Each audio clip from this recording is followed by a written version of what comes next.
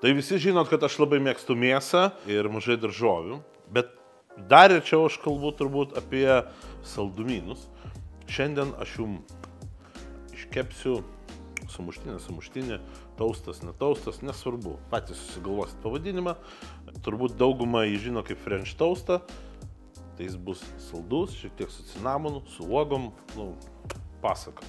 Mums reikės kiaušinio, ne vieno, o manau poros, pienas.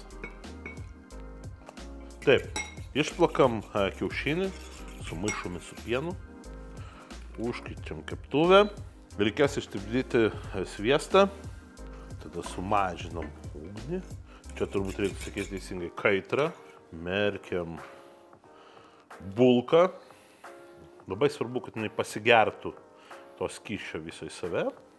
Paliekam kept, nereikia jokios labai didelės kaitros, bet turi pabiški šiltą.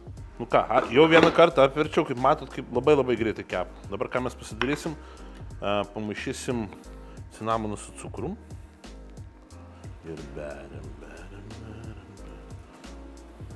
Labai skanu yra šiek tiek laimo ant figų.